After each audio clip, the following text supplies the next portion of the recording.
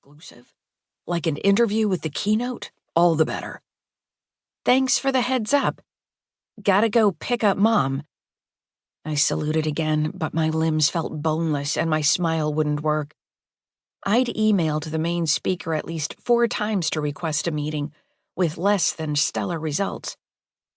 I sucked in a big breath and ran downstairs to catch the waiting cab, determined to push Wally's warning out of my brain before it reduced me to gelatin.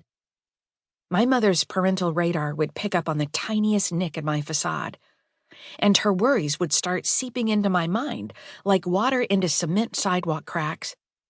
And then she'd spend the weekend working on me to move back home. Not going to happen. Since I didn't own a car, I'd considered picking Mom up on my scooter, but her terror of motorcycles dissuaded me, and besides, she didn't travel light. I'd seen a lot bulkier loads carried on a scooter in this town than 2 women with an oversized suitcase, like the guy who passed me on White Street with 2 golden retrievers strapped to the back of his bike and one draped across his lap. But I could still picture my bungee cord snapping and the suitcase bursting, spreading Mom's private essentials through the city's streets for the homeless to pick over. Instead, I slid into the back seat of a bright pink station wagon that smelled a little funky, even for a taxi. Then I noticed the oversized green parrot riding shotgun in the front, the Key West citizen spread out to contain his droppings. "Where are you headed?" the bird squawked. "To the airport," I said after a few seconds of stunned silence. "Got visitors coming?" asked the cabbie as he gunned his engine, swerving around a golf cart full of whooping kids. The parrot lost his footing and tumbled, cursing, into the passenger seat. "My mother," I said, watching the bird edge sideways across the newspaper on the seat and climb back onto his perch. He pecked at a few feathers that had been dislodged in the fall, then swiveled his neck around to glare at me. The cabbie's eyes, brimming with sympathy, met mine in the rearview mirror. "Mom came to visit the first year I moved down," he said.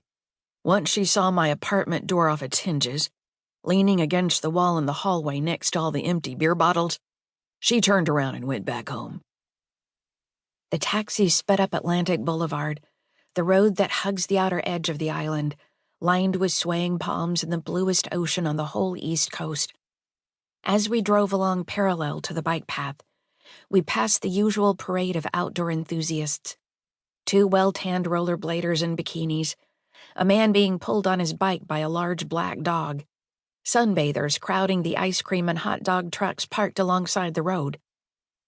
Like most things in the city, the Key West airport is easy to maneuver.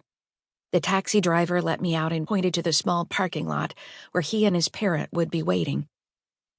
I went inside and parked myself near the baggage claim, flipping through the displays of tourism pamphlets racked against the back wall.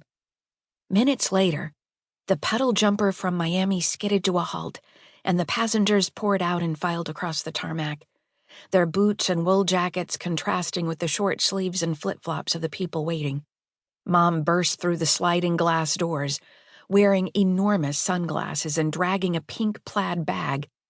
"Hayley Elizabeth," she squealed, flinging her arms around me. "I can't believe I'm here. It was so stunning flying over the islands." I know, I said, hugging her back. "My girl." She held me at arm's length to get a good look. "You gorgeous thing." She smiled until the skin crinkled around her eyes and patted my curls, the same auburn as hers, only messier, and then stashed her glasses in her purse. "Which way to the ladies? Will you keep track of this while I run in?" She passed the carry-on to me. "The big bag looks just like this one, a matching set. Like you and me." She grinned and click-clacked across the room in her smart silver sandals and wrinkle-free pantsuit. Light years from my palm tree shirt and red sneakers, which I knew she'd noticed. Once we'd wrestled her enormous bag off the luggage carousel, we rolled it out to the cab, where I introduced her to the driver and his pet bird. He hoisted the bags into the trunk and we set off. "Excuse me, cabbie," Mom said, once the car was in motion. "I just arrived from New Jersey. Would you mind turning off the air conditioning and opening..."